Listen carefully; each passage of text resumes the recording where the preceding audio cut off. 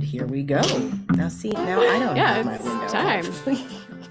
Hello, everyone. I am Kimberly Adams. Welcome back to Make Me Smart, where we make today make sense. Hey, I am Meghan McCarty Carino in for Ryssdal. Thank you to everyone for joining us this Friday for the YouTube live stream and on the podcast for Economics on Tap.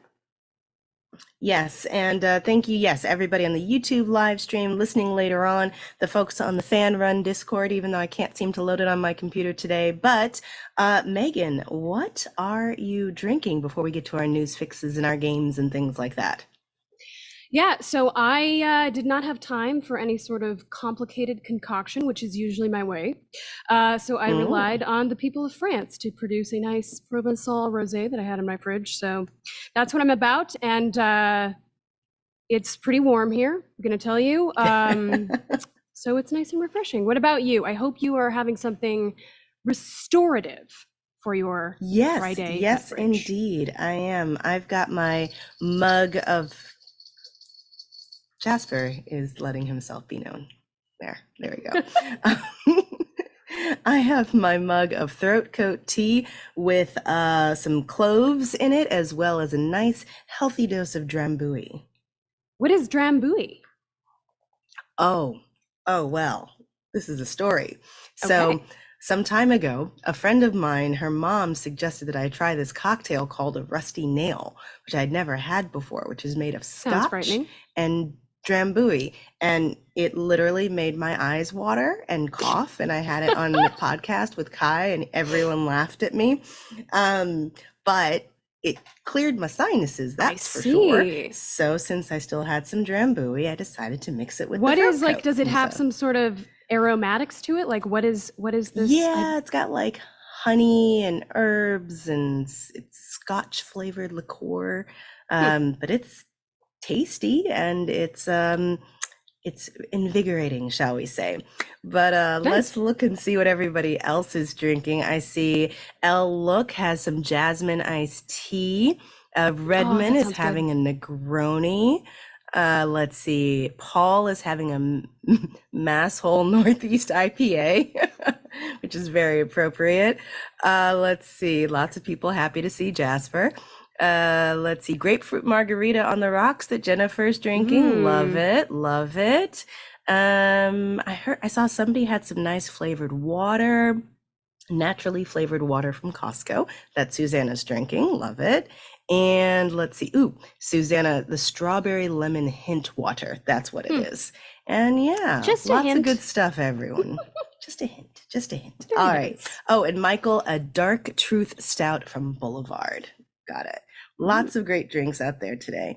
Yeah, it's a little toasty for me to be drinking a hot drink, but I think I still need it. How hot is it where you are? It's in like the 80s or the 90s or something. I haven't left my apartment in about a week now, so isolating as you're supposed to do. But let's go ahead and get to our news fixes. And as you were saying just before the show, Meghan, the story that we haven't talked about all week while we've been waiting for some actual information. My goodness. Goodness, this raid on Mar-a-Lago.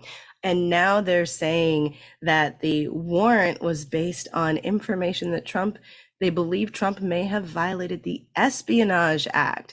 Now, earlier in the debate and the zeitgeist about this, everyone was saying, this is because he may have violated the Presidential Records Act and improperly storing materials. And the Trump camp was basically like, no, he declassified all the information beforehand, and so it can't be a violation of any of these things.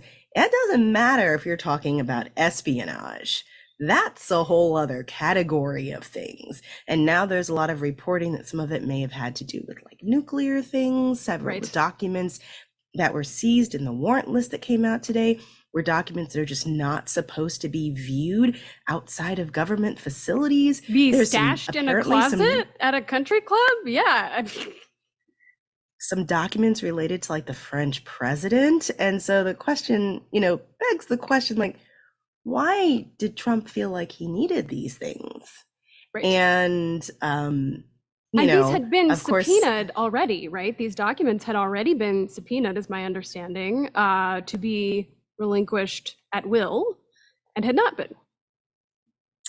yeah, and so now they're relinquished not at will. And Right. also, the destruction of documents, another pretty serious charge that we could have known about earlier had certain journalists decided to not hold that information for their books, but that's a side story there.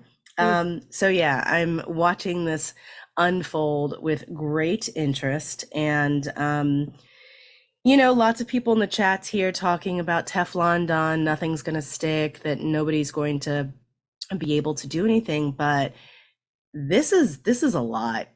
This is a lot. And unfortunately, we're also seeing the reaction that a lot of folks predicted in the past from some of his supporters. We had, someone who's very active on Trump's social media site, Truth Social, going and attacking an FBI headquarters. Right. And there are his supporters hanging out outside Mar-a-Lago. I mean, this is a very delicate situation, and I do not envy the folks at DOJ trying to walk the fine line of trying to keep this as apolitical as they can, which is effectively impossible at this point. But yeah. What's your news? Because then I'll come back for well, my fun yeah, one. Right. I was just going to say, I was going to restrict my comments on your story to quote Kai Ryssdal, just hoo boy. That's about the extent of what I was going to add.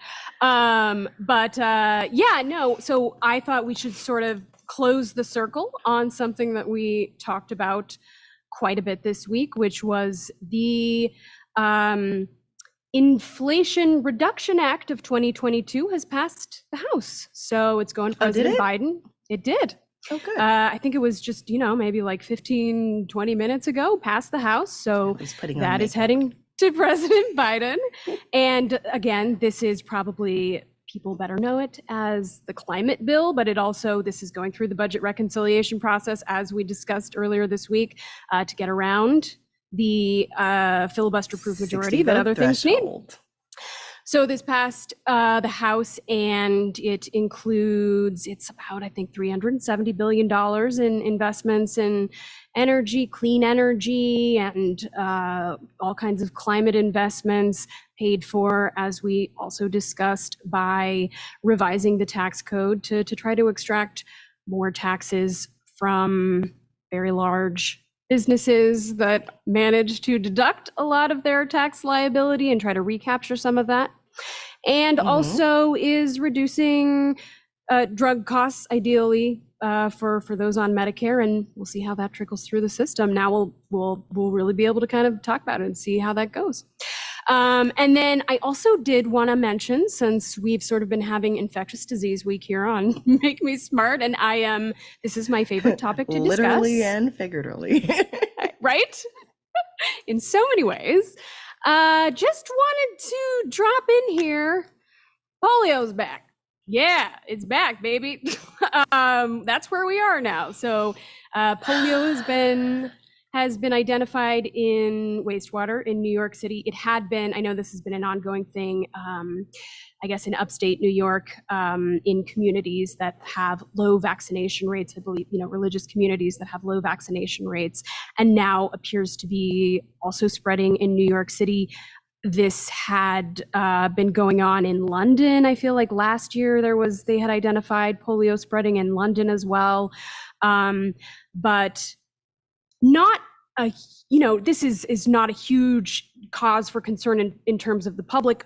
Most people are vaccinated against polio.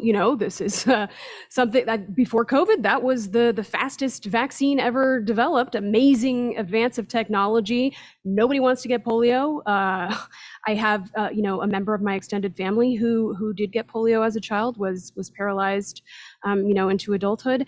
And so but I was talking with folks on social media today, everyone was like texting their mom, hey, just want to make sure, did I get my full polio vaccination course? Because it is a long course.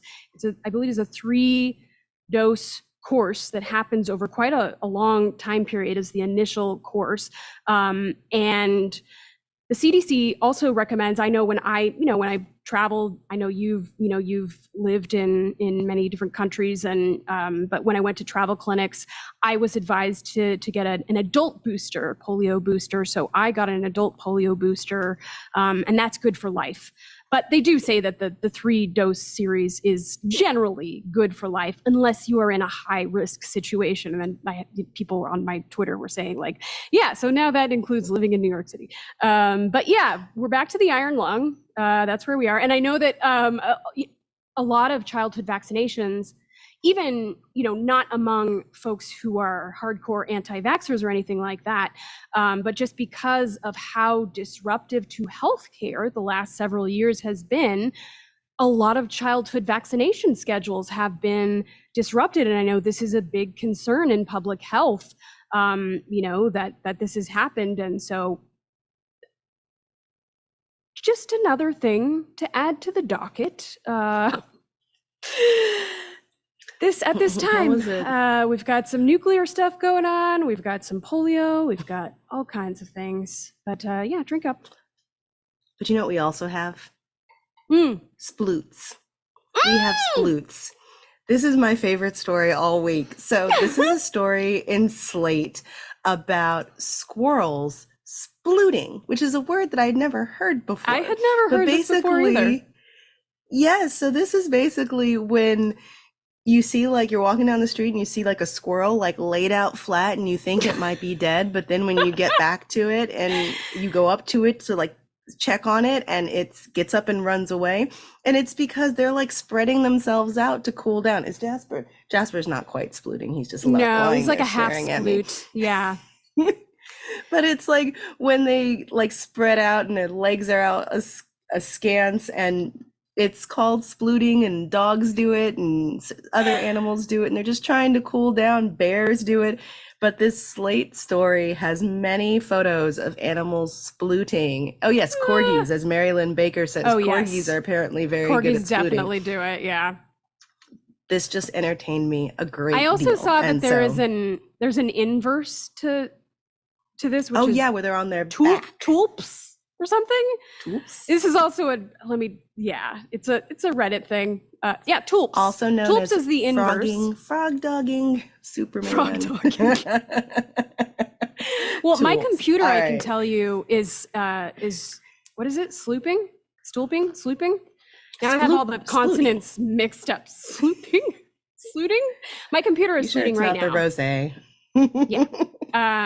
My computer before we started was getting a little hot and bothered, and so I put it on top of a nice cool package of frozen croissants from Trader Joe's. So I believe my computer may be considered to be splooting. That's as good of a turn as any to go to a game as I've ever heard. All right. Oh boy. All right. This game is Half Full, Half Empty, hosted by the one, the only Drew Jostad. Well, see, it's that Drambuie again. Drew Jostad. Hey, Drew. Hi, Kimberly. Hi, Megan. Hey. The CPI came out this week. Are you half full or half empty on the idea that inflation has peaked? Ooh. I was just strongly encouraged by two very smart economists not to make any predictions about inflation peaking. Neela Richardson and Catherine Rampell were like, don't do it. So I am going to go half empty just to be careful. Okay. I guess I'll go half full just because it's good to have 1 month of a good indicator, but it's better than not having. It's better than having another month of a bad indicator. So I'm going to say half full, but it's a heavily caveated half full. Mostly because rents are kind of permanently high, and that's really bad. Gas, food, these things might go down, but rents, that's long term. We need to get that guy who ran for president on the Rent is Too Damn High platform to answer the Make Me Smart question. Mm-hmm. See what he has to say about that. All right, what's the next one, Drew? Okay, background question. Have you seen the crying CEO post? I've read an article about it. I have thoughts. Okay. Have you seen this story, Megan? No, I don't think so. This does not sound familiar. Basically, this is a CEO who posted a very tearful video on LinkedIn, I believe, announcing the fact that he had to lay off some of his employees and how upset he was about it. And that it wasn't necessarily just because of the economy, but because of a mistake that he made, although he wasn't very clear about it. And so he got a lot of backlash from people like, why are you making this all about you?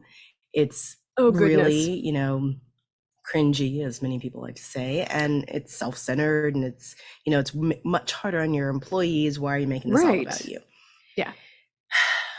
You know, I'm half empty on that particular moment, but I also get it because we've spent the last several years telling our leaders in organizations to be more like connected to the fact that people are humans and have lives. And, you know, I was once in a situation where I was sitting on a board where we had to make some decisions about layoffs and furloughs around the pandemic. And it was super emotional. It really was. And like, now I didn't post a video of myself crying about it, but I definitely had some tears. But yeah, so I'm gonna go half empty on that. Like, you can cry by yourself. That was a very thoughtful and generous assessment, I think. Very generous. I'm definitely gonna go half empty on that. It's like, sure, you want the boss to have emotional intelligence, and part of that is knowing when to just not go there. Just not make it about you. Yeah. Empty. Next. Real Double quick, empty. from this article in Fast Company, it does seem that it was maybe a photo of himself crying, not a video. Oh, okay. So I'm looking at the photo. I'm looking at the photo. Thank you. Okay. All right. Touch better, but not really. Yeah, I'm not sure if that's it's a little better. bit weirder. Yeah, I'm not sure if it's better. Yeah, because you had to really like. That's intentional. That's that like moment exactly. Of tears. That's a little bit weirder. Even less. Okay. Or empty. Okay. The NIH is working on a project to create a DNA databank with more diverse people in it. Are you half full or half empty?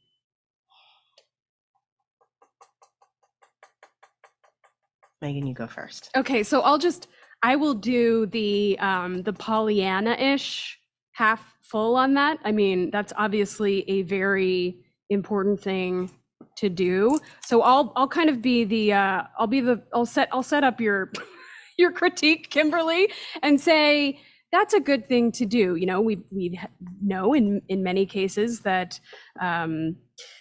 medicine and, you know, all kinds of, not just medicine, but many things, that the designs of trials and all of these things are heavily biased by relying on only white participants, and that really systemically shapes all these industries and all these things. So I will say that that's a good thing and half full. I'm gonna punt on this one and go neutral, because the idea of having a more diverse, and I hear you, Chuck, in the chat saying that, you know, don't say diverse when you really just mean like brown people. I get it.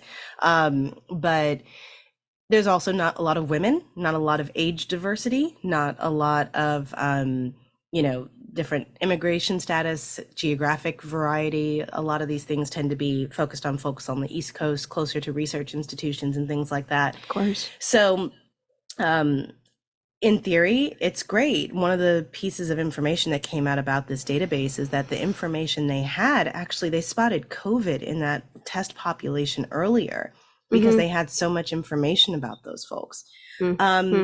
It's just like, you know, it's all well and good as long as it stays in the hands of people who treat it responsibly and carefully. But, you know, given some of our political leaders and their stance on science and ethics, I don't know that I want a giant database of all of our information in there. And also like China's doing this as well and getting a lot of criticism for sort of creating a DNA database of its entire population. So anyway, I'm going to go neutral. And I know that's not the way you're supposed to play the game, but I'm doing it anyway. Rewrite the rules. Just, make the rules mine. Yeah. Next. Point taken on that. I should not have said diverse people. I did not mean to say it that way. That that's what everybody's weird. saying that's what the NIH is saying too. They want to have a diverse representation. People throw this word around all the time, and because people have yet to develop a level of comfort in talking about issues of race and ethnicity and differing background status in this country, and so people always end up stumbling over it in awkward ways. I am definitely guilty of that in writing for Marketplace. It's always like, am I going to use some euphemism? The way I phrased it, I could have done better. I could have said something like, the data bank itself is going to be maybe more diverse, but the people involved, anyway. We are all learning and growing, Drew. Peloton says it's going to cut 780 jobs. Are you half full or half empty on staying at home fitness going forward? Oh, gosh.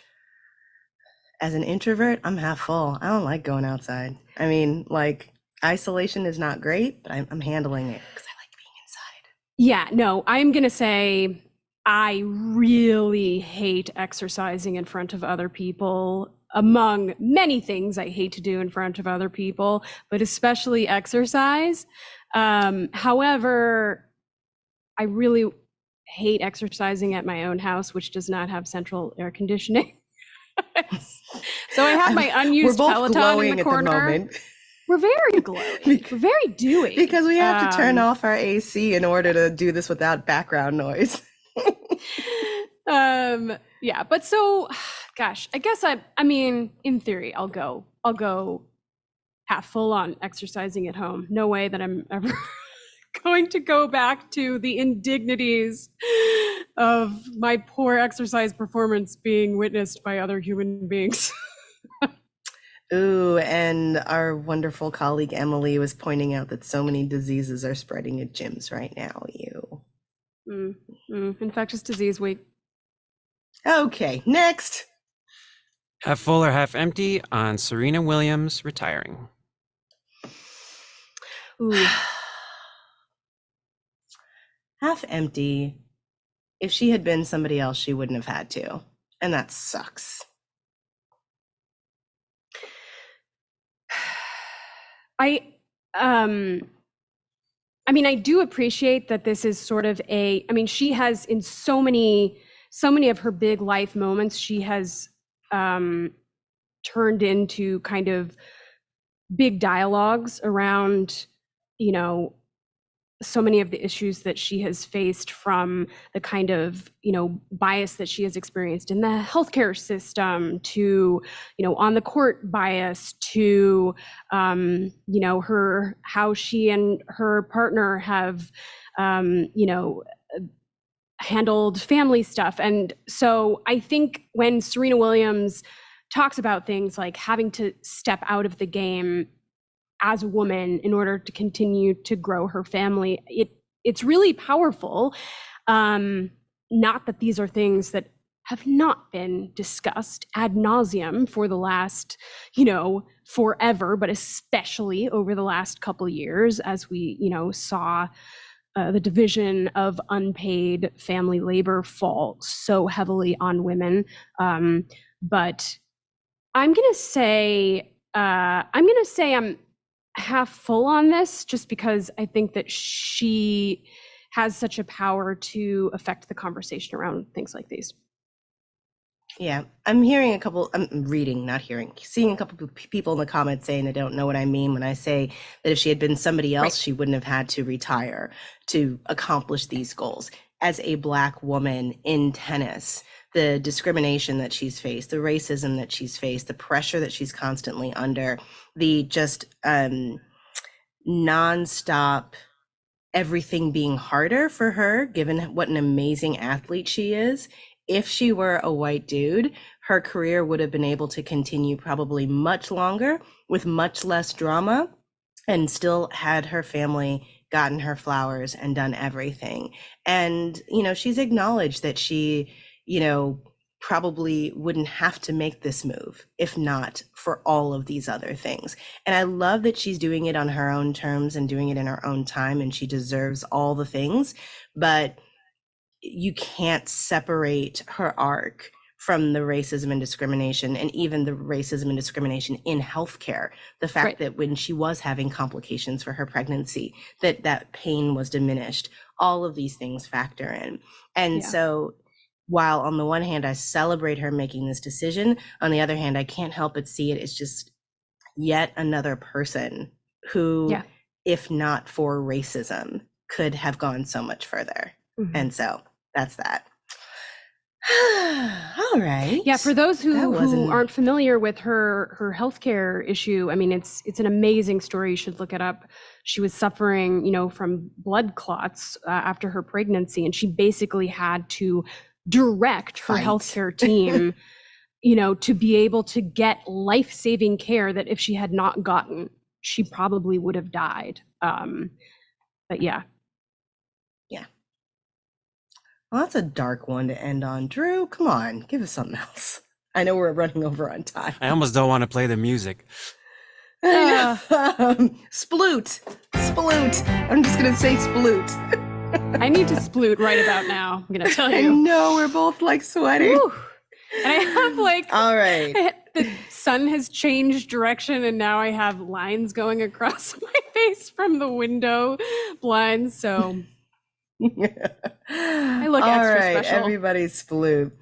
That is it for us today. Kai and I will be back next week with a Tuesday deep dive on DACA. It's the 10th anniversary of the Deferred Action for Childhood Arrivals program. And so we're going to talk about how that program has impacted the economic lives of young immigrants in the country, the politics of the country, and why there are still so many people without protected status, and where immigration activism may go from here. And in the meantime, you can keep sending us your thoughts and your questions. We would love to hear from you. If you are a DACA recipient, we want to, hear your story. You can email us at makemesmart@marketplace.org, or of course, leave us a voice message at 508-827-6278, which is, of course, 508 You Be Smart. Imperative. Oh boy. Make Me Smart is produced by Marissa Cabrera, and today's episode was engineered by Drew Jostad. Drambuie. Man, Drew Jostad. And the senior producer is Bridget Bodner. The team behind our Friday game is Stephen Bion, Mel Rosenberg, and Emily McCune, with theme music written by Drew Jostad, and the director of On Demand is Donna Tam. Ooh, sploot. Time to go Several sploot. people were commenting that didn't Meghan used to do this from her closet? I know. They missed I've come out of the can closet. lineup. Yeah. The can High. background was pretty cool. I know. It was very cute, but it was just like a sauna in there. I would probably have fainted if I had stayed in there. Oh, we don't need that. Don't need that at all. It's hot enough out here.